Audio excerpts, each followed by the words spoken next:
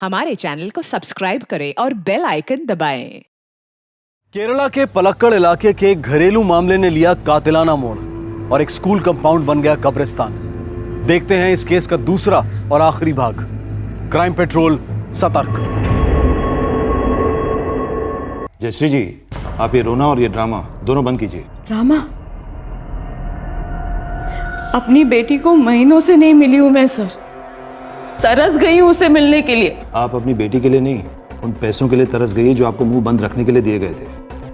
हम पूरी इन्वेस्टिगेशन करेंगे जयश्री जी। कार्रवाई किन किन के खिलाफ होगी ये तो वक्त ही बताएगा।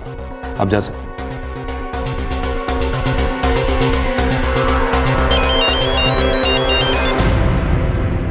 जैन सर। जैन रघुनाथ। अजीत मतई का नाम सुना है? त्रिवेणी इंग्लिश हाई स्कूल के मालिक। अजीत एटन को कौन नहीं जानता, बहुत इज्जतदार आदमी है सर। एक सेंसिटिव केस है। उनके बेटे की सास जयश्री ने कंप्लेन किया है। तुम्हारे पुलिस स्टेशन भी आई थी। Take up the matter before it is too late. और हाँ, बहुत होशियारी से काम करना होगा। Order sir.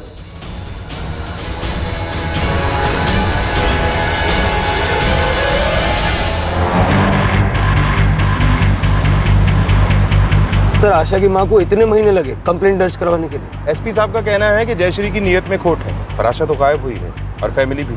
ये फैक्ट है। वो एक लालची और कैरेक्टरलेस औरत है। जयश्री को ना अपने बेटे की फिक्र है ना अपने बेटे के परिवार की।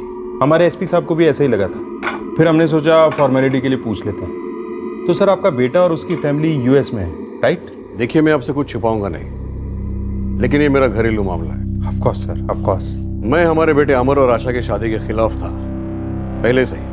मुझे मालूम था ये जोड़ी करेक्ट नहीं है, और वैसा ही हुआ। अब 12 साल बाद वो अपने शादी को एक और मौका दे रहे हैं, वहाँ अमेरिका में। ये अच्छी बात है सर। हाँ, लेकिन वो दोनों यहाँ इंडिया में किसी के टच में नहीं रहना चाहते, ना अपने माँ बाप से ना दोस्तों से। अमर मुझे पब्लिक फोन से कांटेक्ट करता है, वो भी कई हफ्तों में एक आध बार। मैं भी जोर नहीं देता, सेटल होने दो, और फिर इन चीजों को टाइम तो लगता ही है। जी अजीत एटन, तो कब माइग्रेट हुई यूएस? मार्च के बिगिनिंग में गए थे, अब मई एंड है। 3 महीने हुए हैं। अब पता नहीं है जयश्री इतना हंगामा क्यों कर रही है। आई एम श्योर पैसों की बात की होगी उसने। जी सर, कुछ कह तो रही थी एसपी साहब से। वो जयश्री मेरी बहू आशा से बराबर पैसे लेती थी। अब आशा यूएस गई है तो मैंने एक आध बार उसकी मदद की, लेकिन जब वो अनरीजनेबल होने लगी तो मैंने देना बंद कर दिया। तो ये बवाल कर दिया उसने। Frustrated woman. सर, गारंटी है कि अजीत एटन कुछ तो छुपा रहा। हो सकता है नमित, लेकिन जयश्री को सीरियसली लेने के लिए कोई केस भी तो नहीं बनता। अजीत मथाई फिर से झूठ बोल रहा है इंस्पेक्टर। आपसे कहा वो लोग मार्च में अमेरिका गए, है ना? पर इंस्पेक्टर, मैं अपनी बेटी को जनवरी से नहीं मिली हूं। एक बार भी उसका फोन नहीं आया मुझे। इसके पहले तो हर 2 दिन में एक बार फोन आया करता था, और संडे को मास के बाद आशा बच्चों को लेकर यहीं आ जाती थी। अमर और आशा के बीच में क्या प्रॉब्लम थी? देखिए जयश्री जी, आप भी कोई सत्यवादी तो है नहीं, फिर अजीत एटन को झूठा किस हिसाब से बोल रही हैं? अमर और आशा में क्या प्रॉब्लम थी? अफेयर था। अमर का? करता क्या है वो? मुझसे प्यार करता है माँ। प्यार से पेट नहीं भरता, और ना ही दिल। कांस्टेबल है पुलिस में। क्या? अरे कम से कम एक ऑफिसर तो चुना होता। यहां तो तेरे लेने के देने पड़ जाएंगे। सुन, ज्यादा इन्वॉल्व मत होना। माँ, तुम हर चीज पैसों से क्यों तोलती हो? मैं अमर के साथ नहीं रहना चाहती। तो फिर कभी पकड़ी भी मत जाना। मैं और अमर एक दूसरे से पूरी तरह से थक चुके हैं। उसका भी कहीं बाहर अफेयर चल रहा है, लेकिन मुझे इससे कोई फर्क नहीं पड़ता। मैं उसके साथ बिल्कुल नहीं रह सकती अम्मा। मैं बालाराम के साथ रहना चाहती हूँ। कम से कम उसका स्टेटस तो देखा होता। अरे तुम्हारे स्टेटस के सामने कुछ भी नहीं है। पर मैं उससे प्यार करती हूँ माँ। तू अच्छी तरह से जानती है आशा, सिर्फ प्यार से जिंदगी नहीं जी जा सकती। अच्छी जिंदगी के लिए पैसे चाहिए होते हैं। तुझे बालाराम के साथ ही जाना है ना, तो जा, पर खाली हाथ नहीं। तो आप ना सिर्फ अपनी बेटी को अफेयर के लिए उकसा रही थी, बल्कि उसे अपने पति से पैसे निकलवाने की सलाह भी दे रही थी। मेरी बेटी अपने पति से खुश नहीं थी इंस्पेक्टर, और मैं अच्छी तरह से जानती हूँ ऐसे इंसान के साथ जीना क्या होता है, जो अपने पत्नी को खुश भी ना रख सके।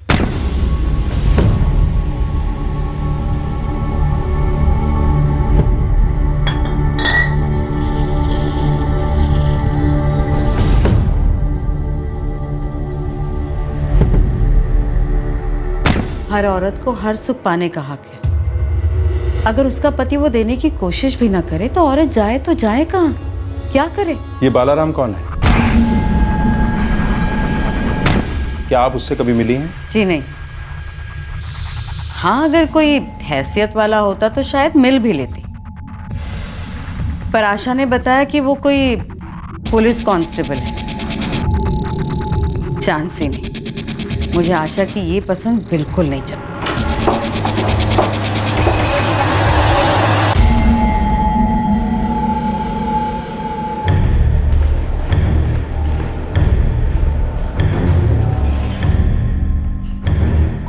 सर, जयश्री ठीक कह रही थी। आशा का लास्ट कॉल जयश्री के नंबर पर जनवरी में था, तब से नंबर स्विच ऑफ है। अमर का फोन मार्च से स्विच ऑफ है। और ये अजीत मथाई को अमेरिका से अमर के फोन कॉल्स जो वो अलग अलग लैंडलाइन से करता है? एक भी एशिया कॉल रिकॉर्ड्स में नहीं दिखा रहा सर। ना ही अजीत मथाई के सेल पर, ना उसकी पत्नी भाग्या मथाई के सेल पर, ना ही घर के लैंडलाइन पर और ना ही स्कूल के लैंडलाइन पर। और ये कांस्टेबल बालाराम नाम भी? जनवरी तक बालाराम और आशा के बीच में सैकड़ों कॉल्स हुई हैं सर। कौन से पुलिस स्टेशन से जुड़ा है? नेलूपट्टन पुलिस स्टेशन से मैंने बात की वहाँ।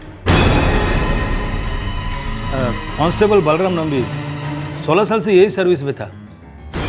4 जनवरी को उसने अपना इस्तीफा दे दिया। क्या इस्तीफा दे दिया? करेक्ट। मैंने कारण पूछा लेकिन कुछ बोला नहीं। मैंने सजेस्ट भी किया कि भाई लीव विदाउट पे ले लो।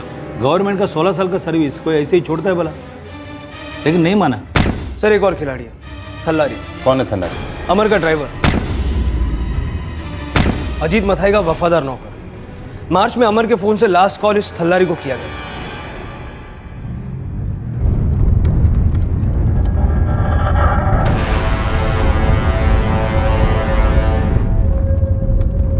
नमित, सबसे पहले इस कांस्टेबल बालाराम को ट्रैक करो, उसके बाद अगर जरूरत पड़े तो थल्लारी को भी उठा लो। थल्लारी, वो कांस्टेबल बालाराम को जिंदा क्यों छोड़ा गया? वेलियटन, अमर चड्ढा वैसे ही बहुत परेशान थे।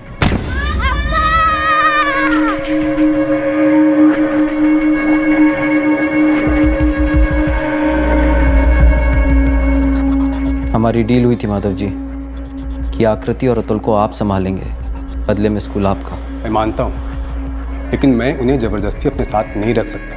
वो बार बार अपनी अम्मा के बारे में पूछते हैं। अगर ये बात पुलिस को पता चली तो पहले मैं अंदर जाऊंगा, फिर तुम।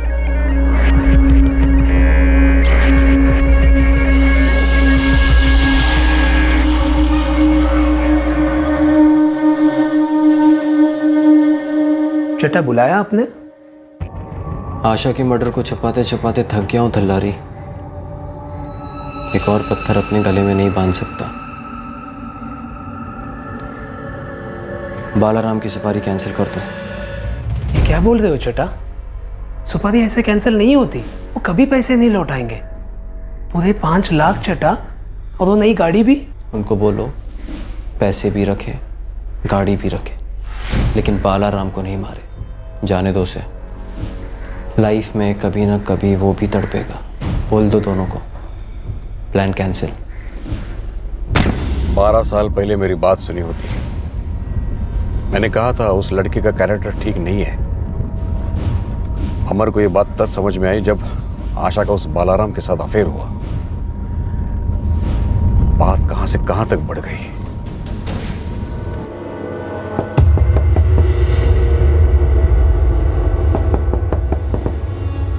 बालाराम, महनपत्तम के इंस्पेक्टर साहब तुमको ढूंढ रहे हैं। मुझे क्यों? मुझे तो सर्विस छोड़े हुए 6 महीने हो गए। आशा मथाई का केस है, ऑफिसर तुमसे मिलना चाहते हैं।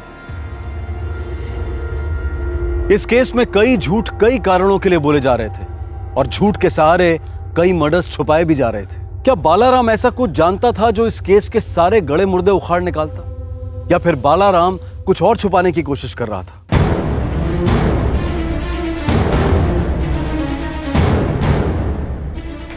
वेलियटन, क्या हुआ?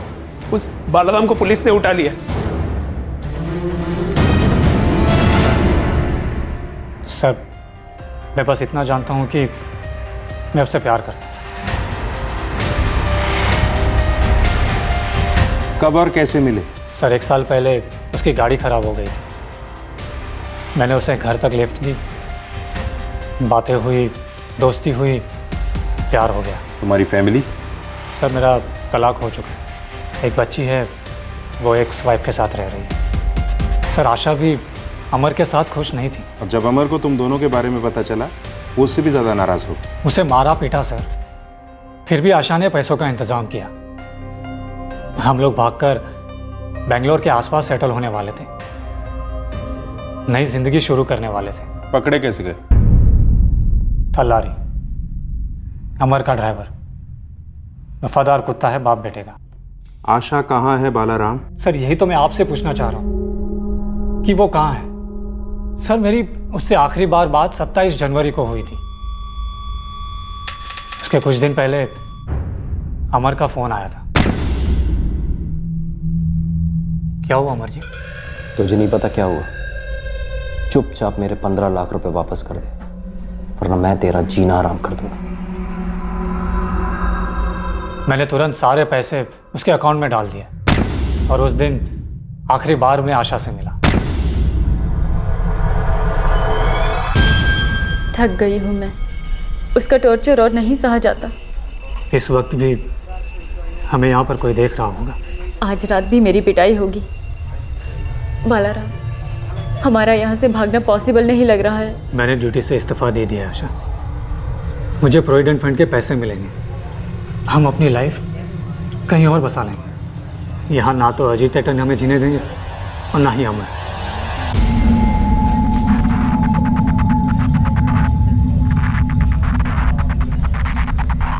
सर उस दिन से उसका सेल ऑफ ही रहा।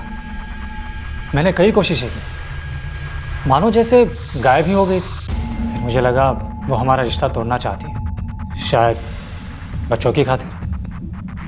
इसलिए मैं भी चुप बैठा रहा।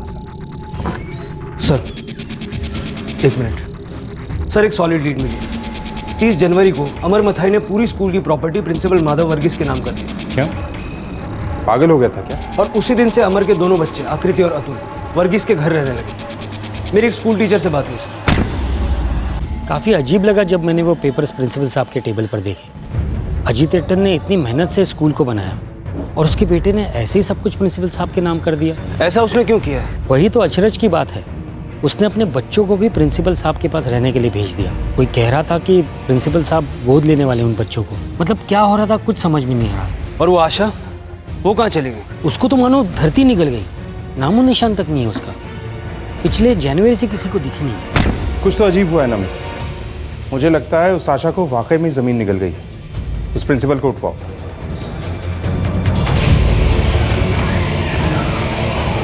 सर, आशा की माँ जयश्री जो कह रही थी, उसके एक्यूजेशन में दम है। मामला काफ़ी टेढ़ा लग रहा है यहाँ। सेंसिटिवली हैंडल करो रघुनाथ। कोई कॉन्क्रीट सबूत के बिना इस अजीत मताई को छूना मत। उसका बिरादरी में काफ़ी नाम है और पॉलिटिकली भी सेंसिटिव टाइम चल रहा है, समझ गए ना? अरे मैं क्या डरती हूँ तुमसे?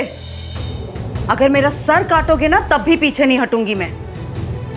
अगर मैं मरूंगी ना तो तुम्हें मारकर मरूंगी। मैंने कहा था तुमसे मुझे धमकी मत देना।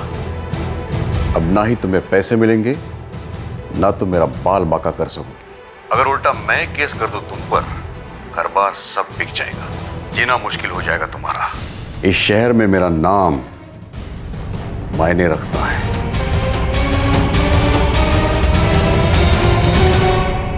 अमर अपनी फैमिली के साथ अमेरिका शिफ्ट हो रहा था, इसलिए उसने अपना पूरा स्कूल आपके नाम कर दिया।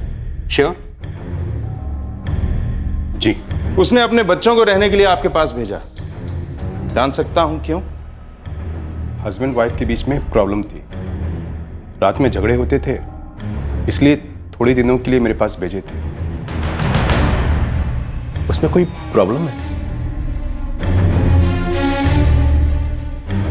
प्रॉब्लम एक ही है सर जी, कि आप सरासर झूठ बोल रहे हैं। आपकी जबान और आपके चेहरे में कोई तालमेल नहीं, और खुदा ना खास्ता कहीं यह साबित हुआ कि किसी भी जुर्म में तुम्हारा मेल है, तुम्हें जानकारी है और तुम जानबूझकर छुपा रहे हो, तो सोच लो प्रिंसिपल माधव वर्गीस 4-6 साल जेल के बाद कौन सा स्कूल तुम्हें नौकरी देगा? ये प्रिंसिपल गिरी तो भूल ही जाओ। अमर सर ने मेरे सामने कबूल कर दिया क्या? कि उन्होंने आशा को मार डाला। तुम एक कोल्ड ब्लडेड मर्डर छुपा रहे थे। मुझे डर लग रहा था। अमर और बच्चे कहाँ हैं? मुझे नहीं पता सर। मार्च के बाद ना तो मैंने अमर को देखा, ना ही बच्चों को। अजीत एटन जानते हैं कि अमर ने आशा का कत्ल किया है? आशा की लाश हमारे स्कूल के कंपाउंड में दफन है। उस अजीत एटन ने ही ये आइडिया दिया था अमर को।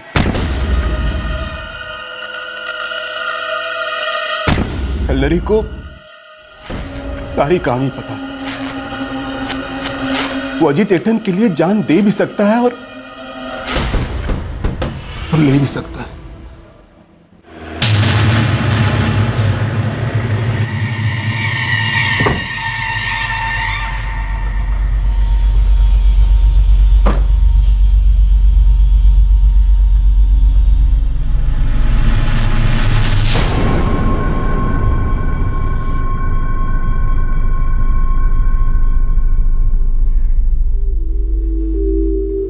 आज आकृति का जन्मदिन है। मैं सुबह चर्च जाके आई। खाइए ना पायसम। और जब अमर आपको फोन करे ना, उसको बताइएगा उसकी अम्मा ने आकृति के लिए ब्लेसिंग भेजी है। क्या हुआ बताइए ना। अमर को 12 साल पहले मेरी बात माननी चाहिए थी। आशा उसके लिए गलत थी। बच्चे कहाँ हैं? कहाँ है बच्चे? मेरे अतुल और आकृति कहाँ है? बताइए ना, कहाँ है मेरे बच्चे?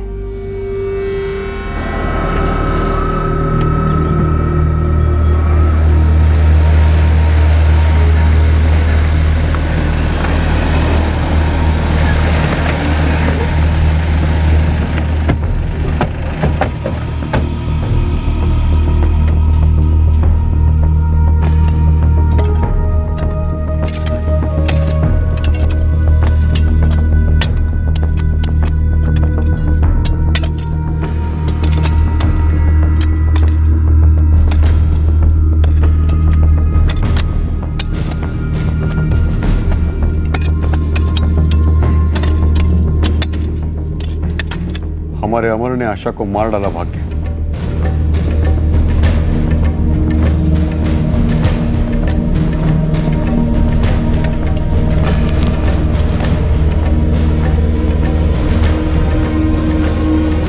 साहब,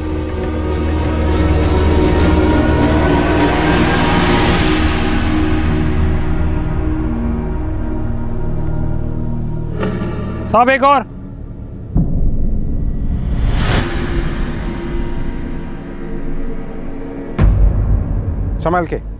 संभाल के निकालो।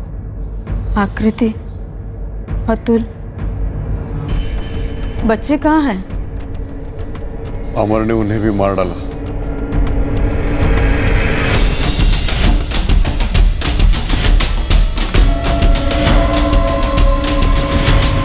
ये अमर और आशा के बच्चे हैं ना, आकृति और अतुल? हाँ सर।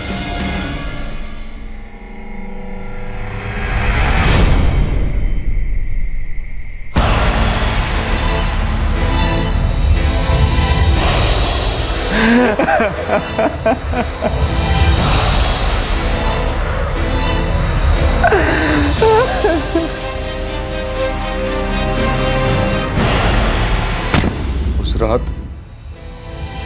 उन्होंने मुझे फोन किया था। हमको बिल्कुल नहीं संभाल पा रहा था अप्पा। वो बार बार आशा के बारे में पूछते थे, मेरे पास कोई जवाब नहीं था। तुम पागल हो गए हो अमर, पागल। बच्चों को मार डाला, बच्चों को। मेरी बात सुनी रही और अब हमारी सारी इज्जत, सारी प्रतिष्ठा मिट्टी में मिला दी। क्या कर दिया तूने अमर? क्या करूं अप्पा, क्या करूं? सब कुछ होने के बाद पूछ रहे हो क्या करूं? सब कुछ बर्बाद करने के बाद? मैं आपकी प्रतिष्ठा खराब करना नहीं चाहता था अप्पा। मुझे कुछ समझ नहीं आ रहा था। प्लीज बताइए ना, मैं क्या करूं? तो आपने अमर से क्या कहा? क्या कहता? हमारे प्रतिष्ठा का सवाल था। वही सलाह दी। उनकी अम्मा के पास दफना दो बच्चों को।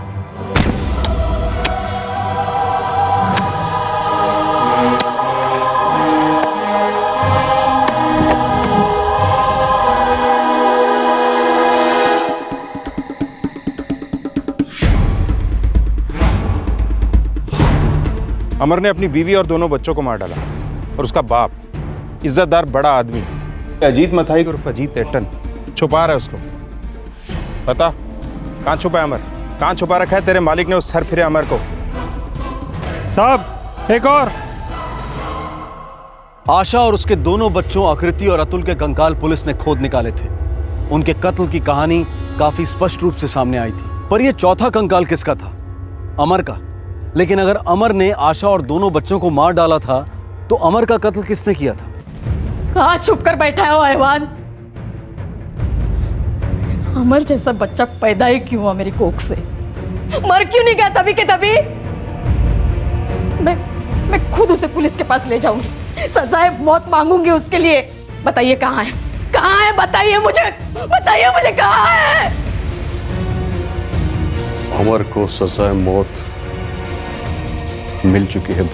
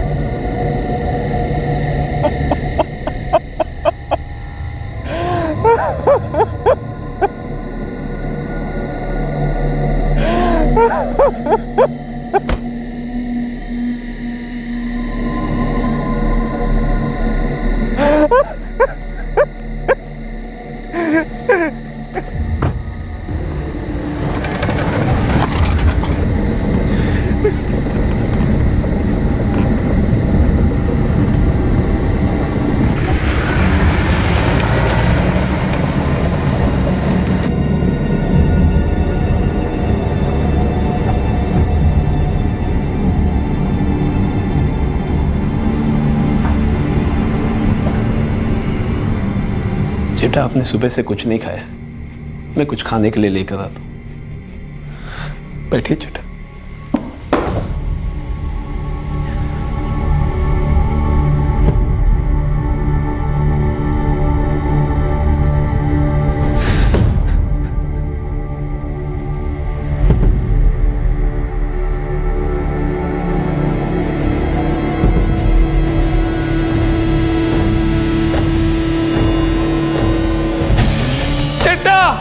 अमर चट्टा,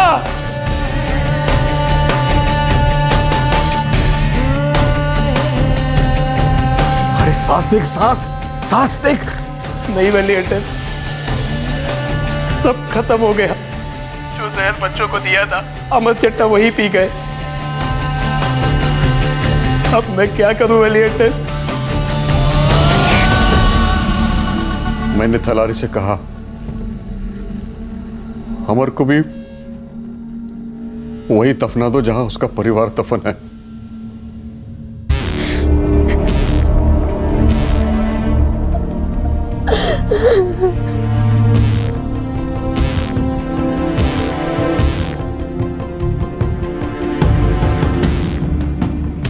इंस्पेक्टर साहब, मैंने वही किया जो वैली एटन और अमर चट्टा ने बोला। वो जो बोलते मैं करता हूँ साहब। उनके बहुत एहसान है मुझ पर। ये जिंदगी उन्हीं की दी हुई है साहब। नमित, पूरा ग्राउंड खुदवा दो। पता नहीं कितने और मुर्दे गड़े हैं यहाँ।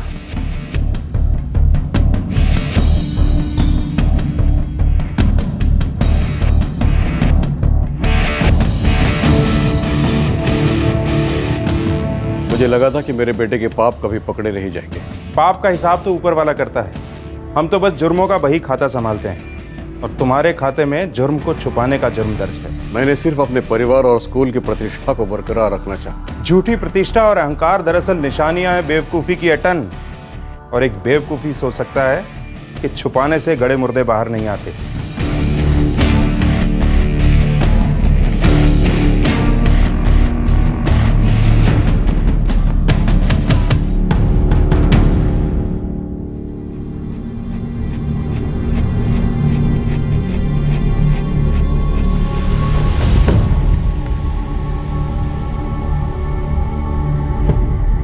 अमर ने आशा और बच्चों को मार डाला।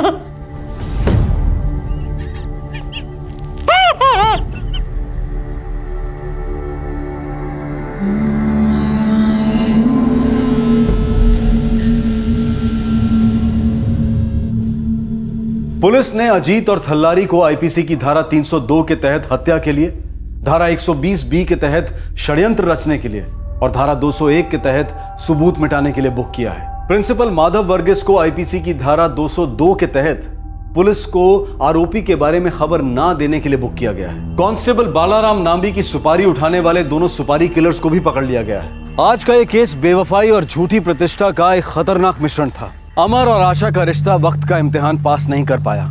कई शादियां एक अच्छे रिश्ते में तब्दील नहीं हो पाती हैं, बीच रास्ते में ही दम तोड़ देती हैं। अक्सर अलग होना ही सबसे सही विकल्प होता है, लेकिन अमर ने वो लाशें क्यों बिछाई, और उन दो मासूम बच्चों की भी जिन्होंने अभी तक ठीक से दुनिया भी नहीं देखी थी? क्या सिर्फ आशा का बेवफा होना वजह थी जिसकी वजह से अमर आग बबूला हो गया था, या अमर खुद मर्दानगी की झूठी प्रतिष्ठा का शिकार था? क्या आशा को सिर्फ इसलिए मार दिया गया क्योंकि उसने पराये मर्द के साथ प्रेम किया था, या फिर उसका अपना पैसों का लालच भी था जिसने उसके कफन में आखिरी कील ठोकी? हम तलाक या अलग होने की हिमायत कतई नहीं कर रहे हैं, हम सिर्फ जोर दे रहे हैं जिम्मेदार चॉइसेस पर।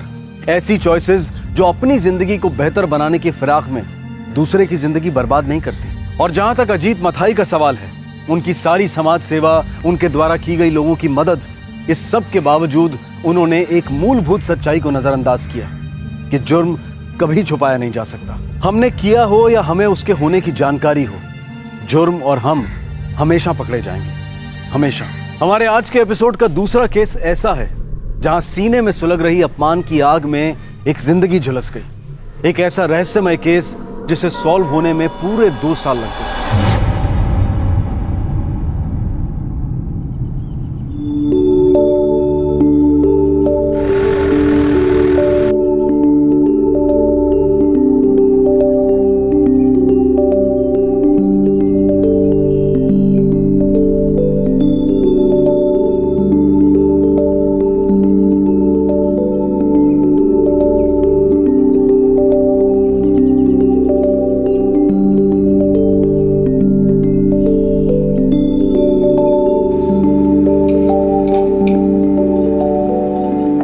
नवनीत पुत्र, जरा वेख के मनवीर आलसी उठा कि नहीं, उसे चाय दे आ।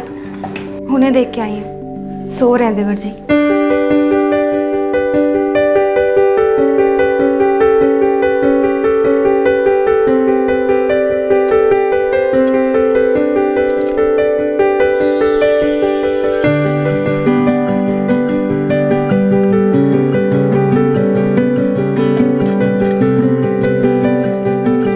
ਤੁਹਾਡਾ ਡੱਬਾ हेलो। सत श्रीकाल जी पापा जी। सत श्रीकाल पुत्र जी। फैक्ट्री जा रहा हूँ, मनवीर उठ जाए तो उससे कहना कि देवेंद्र जी के होटल अंडे पहुँचा दे। हाँ मैं उसे दस दूंगा पुत्र जी, पर उसमें तू भी तो कुछ कहा कर। 25 साल का हो गया है, सोया पड़ा रहता है। अरे कुछ काम दाम करे, है मैं घूमता रहता है। समझाता तू पापा जी, पर वो समझे तब ना। आप मैं बीजी सब बोल बोल के थक गए, अब रहने दो, वक्त आते खुद समझ जाएगा। और तुसी चिंता ना करो, अब मैं चलता पापा जी। जिम्मेदार पुत्र। ओए मनवीर, ओए खोते दे पुत्र, कब उठेगा? उठ गया बाबूजी।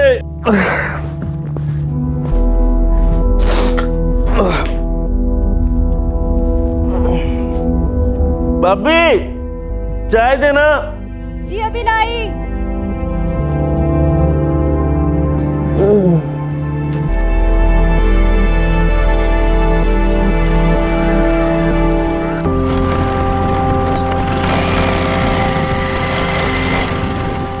ओए कुलजीत, आज फिर देर कर दी तूने। अब आज कौन सा बहाना है तोड़ा? ओ यार सुरेंद्र, ओ ये जो मेरी फटफटियां ना यार, ये तेरे छोटे भाई मनवीर की तरह है। वो सवेरे सवेरे देर से चालू होती है। यार गुस्सा ना करया कर यार तू। सुरेंद्र, उसकी पत्नी नवनीत, बेटी सिमरन, छोटा भाई मनवीर और उसके माता पिता सतेंद्र और अमृत कौर, 6 लोगों का यह खुशहाल परिवार था। इस परिवार के गुजर की जिम्मेदारी घर के बड़े बेटे सुरेंद्र के कंधों पर थी।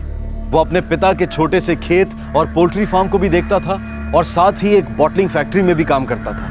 8 अगस्त 2012 को हर रोज की तरह सुरेंद्र अपने दोस्त कुलजीत के साथ काम से घर लौट रहा था और तभी रास्ते में उन पर एक हमला हुआ।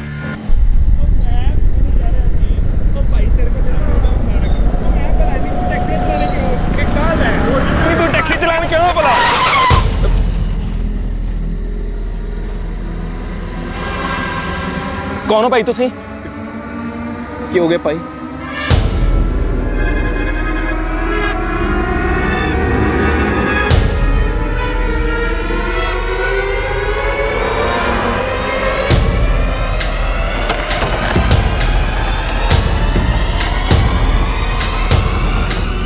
क्या कर रहे हो भाई?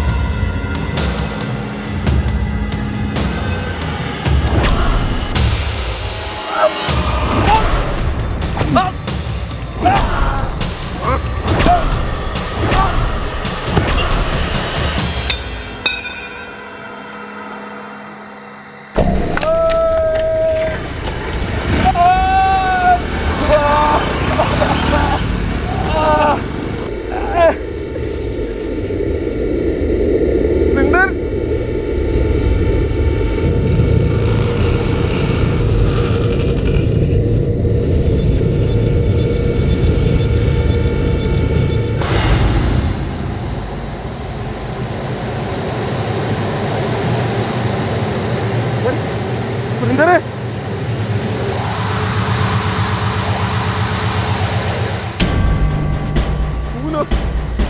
सुरिंदर सुरिंदर मेरे भाई सुरिंदर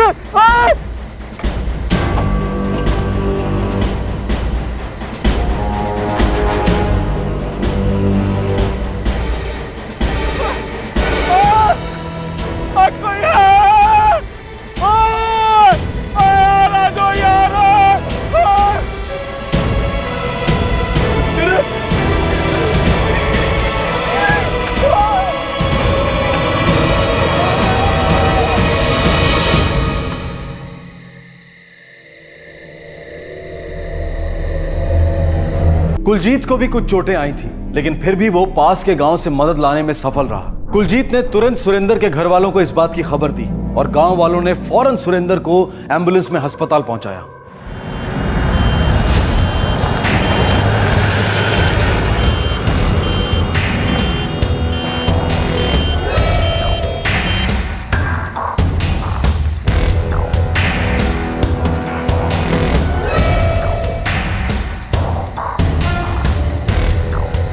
चाबी नहीं लगी है। और परमजीत हाथ ना लगा, पुलिस आने वाली है। पुलिस नो आंदे। उस बेचारे को तो हमने हॉस्पिटल भेज दिया है, बाकी पुलिस अपना काम खुद करेगी।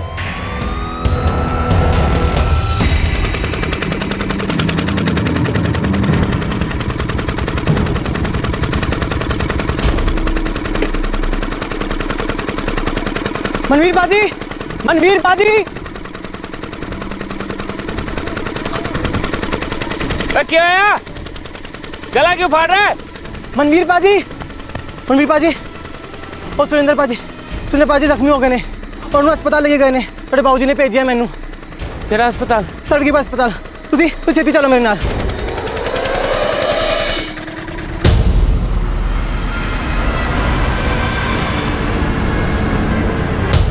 सर जी, सवेनपुर लिंक रोड के पास हुआ जी ये सब।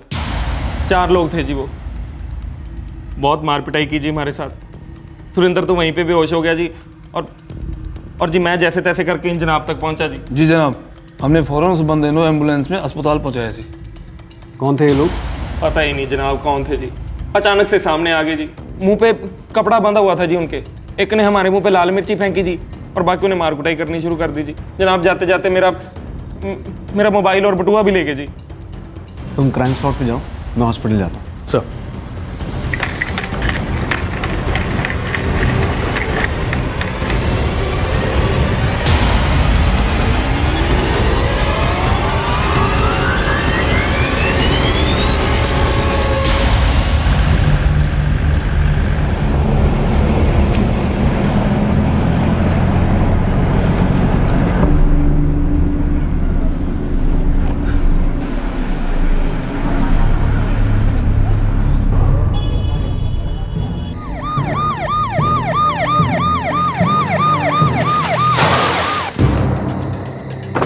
कालरा उधर देखो।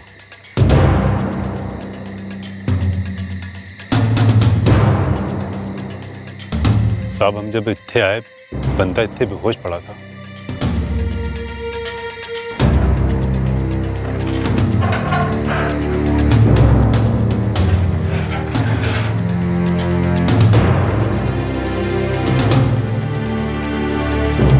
सर यहाँ एक सलिया पड़ा हुआ है।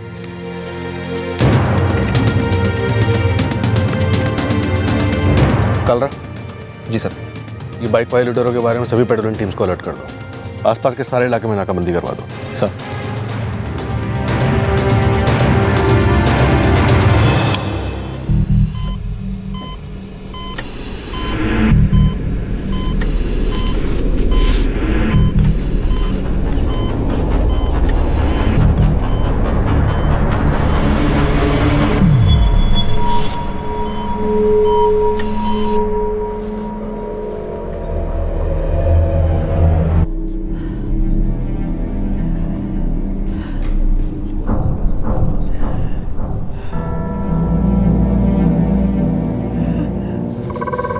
जी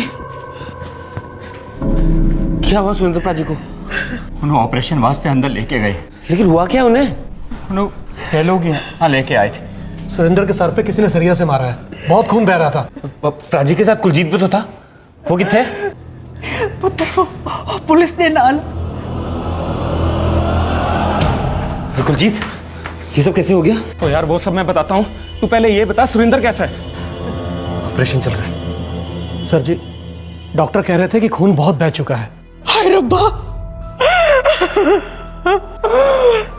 जी फिक्र मत करो, वाहिगुरु सब ठीक कर देगा।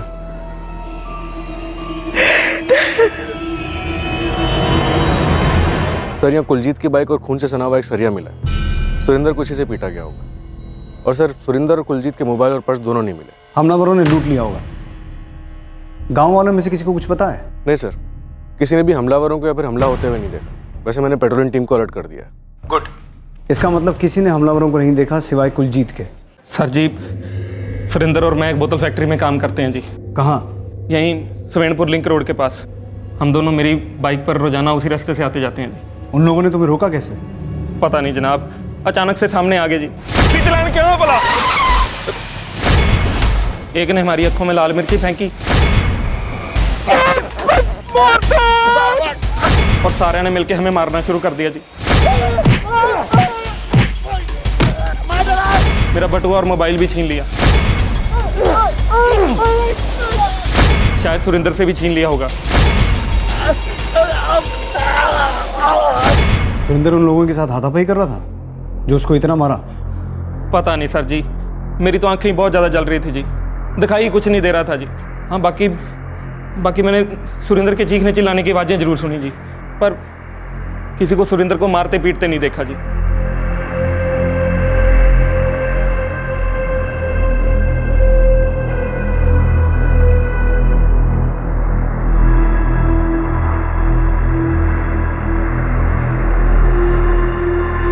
डॉक्टर साहब कैसा है मेरा पुत्र? हालत बहुत ही नाजुक है। क्या हम प्राजी से जाके मिल सकते हैं एक बार? नहीं, वो कोमा में है। कल उन्हें आईसीयू में शिफ्ट किया जाएगा, तब आप उन्हें देख सकते हैं। डॉक्टर चोटें कहाँ आई? सिर पे ही मारा गया है, हेमरेज हुआ है और सिर पे बहुत गहरा फ्रैक्चर है। मेरा पुत्र। Excuse me. लगता है सुरेंद्र को मारने की कोशिश हुई है। ये क्या कह रहे हो तुसी? हाँ, वरना मोबाइल और बटुआ लूटने के इरादे से कोई लोहे के सरिये से इतना क्यों मारेगा? और जैसा तुमने बताया उससे तो यही लगता है ये अटैक प्लान था।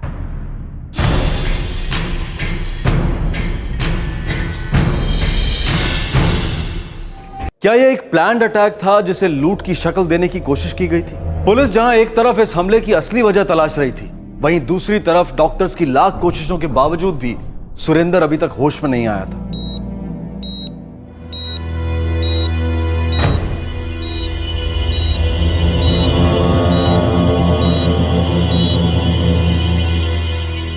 राजी नाल जिन्ने भी ये किते ना बाबू जी, मैं उन्होंने नहीं छड़ना। मैंने तो समझ ही नहीं आ रहा कौन दुश्मन हो सकता है? सुरेंद्र था। रब दी सौं सर जी, उनके चेहरे नकाब से ढके हुए थे जी, मैं किसी का चेहरा देख ही नहीं सका। और बाबा जी, कहीं ये कुलजीत ने तो नहीं करा है?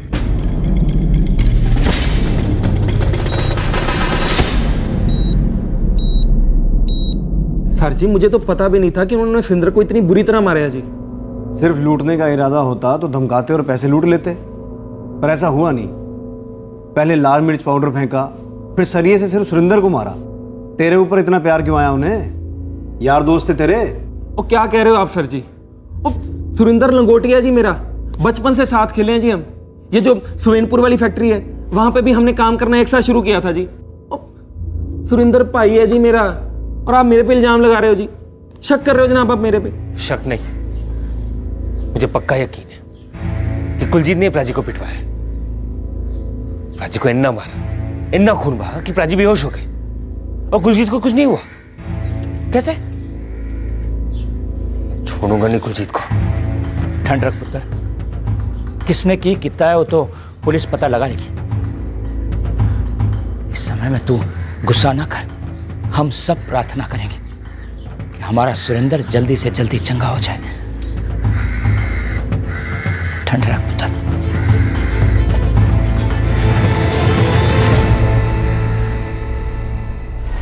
कुलजीते, संभल के जाना, जमाना बहुत खराब है, कहीं कोई भी हमला कर सकता है। ध्यान रखिए अपना।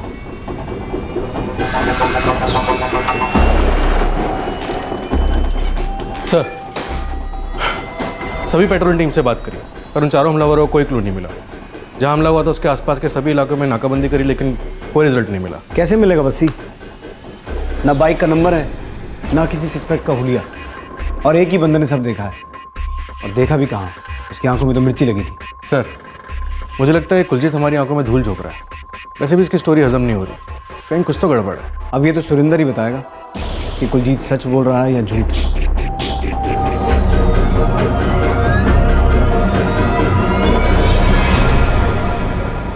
सर, ये मिर्ची पाउडर डालकर लूटना मैंने इलाके के सभी छोटे मोटे गिरोह में चेक करवाया। ऐसा मोडस ऑपरेंडी किसी का भी नहीं है। ये शायद कोई नया गिरोह लगता है। या तो गिरोह नया है या लूटने का तरीका नया है, पर कुछ भी हो, ये हमला प्लान था।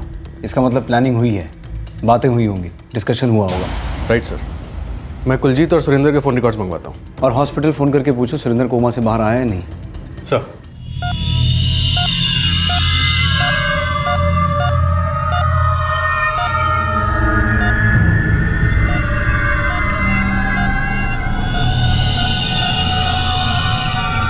डॉक्टर, क्या हुआ इन्हें? सिस्टर, तुरंत इनको ओटी में शिफ्ट करो, क्विक। डॉक्टर,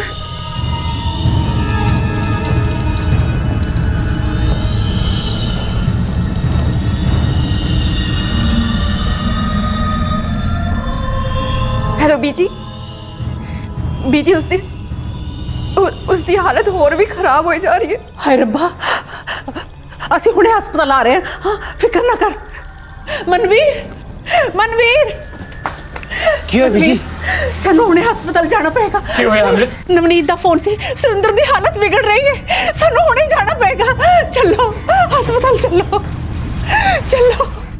सर, सुरेंद्र और कुलजीत के फ़ोन रिकॉर्ड से कुछ नहीं मिला। हमले की रात से दोनों के फ़ोन स्विच ऑफ हैं। मतलब हमलावरों ने लूट के बाद दोनों मोबाइल फ़ोन स्विच ऑफ कर दिए। अब तो सिर्फ सुरेंद्र की गवाही इस केस को आगे लेके जा सकती है।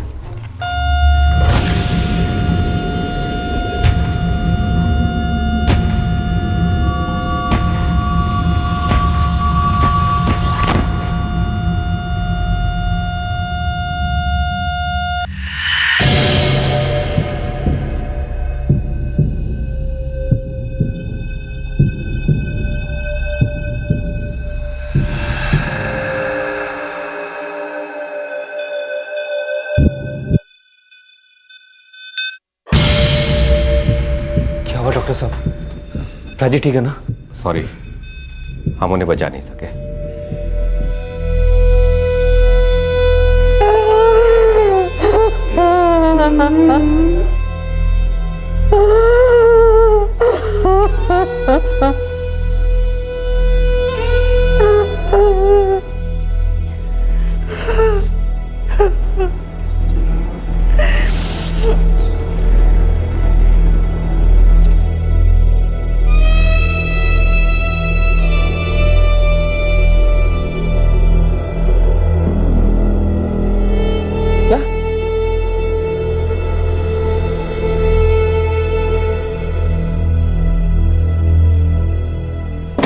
सर, हॉस्पिटल से फ़ोन आया था, सुरेंद्र मर चुका है। मुझे शुरू से ही शक था कि इरादा लूटने का नहीं, सुरेंद्र को मारने का था। ज़रूर सुरेंद्र किसी के रास्ते में आ रहा था, पर कौन है वो और उसे सुरेंद्र से क्या प्रॉब्लम थी? उस साले ने सबक सिखाना मैंने, कुछ भी करके तो 2-3 बंदों का जुगाड़ कर। ओ यारा, पर उसने कितना के है? मेरे यार दा अपमान कितना पापी नु छेड़ रहा था साला। ओ ऐसा कितना सी? ऐसे मवाली नु तो सबक सिखाना ही चाहिए। ओए तुसी फिक्र ना करो, मैं तेरे नाल आ। चल 10 कितने चलना है? जब वो काम से घर लौट रहा होगा ना, तब घेरेंगे। छड़ना नहीं है साले नु। अपमान दा बदला तो लेना ही लेना। ओ सुरेंद्र हर लिहाज से एक सीधा साधा अपने काम से काम रखने वाला इंसान नजर आ रहा था, लेकिन जिस तरह से इस हमले को एग्जीक्यूट किया गया था, पुलिस को शुरू से ही इस वारदात में साजिश की बू आ रही थी। क्या यह हमला सुरेंद्र की जान लेने के इरादे से ही किया गया था, या फिर हमलावरों से कोई चूक हुई थी? निशाना कोई और था और शिकार कोई और बन गया। पुलिस के लिए इस केस को सॉल्व करना कठिन था। सुरेंद्र की हत्या के उन 4 गुनहगारों को पकड़ने में पुलिस को काफी वक्त लगा, लगभग 2 साल। और 2 साल बाद जब इस केस का सच सामने आया तो वो बहुत ही चौंका देने वाला था। अपमान की इस रहस्यमय दास्तां का दूसरा और आखिरी भाग हम आपको दिखाएंगे कल रात 11 बजे। आपसे फिर मुलाकात होगी क्राइम पेट्रोल सतर्क में। तब तक अपना ख्याल रखें, सुरक्षित रहें और याद रखें, किसी को पढ़ाना लिखाना सबसे बड़ा दान है। सही वक्त, सही कदम, सतर्क रहें। जय Hind. For more updates, subscribe to our channel, click the show links and enjoy watching the videos.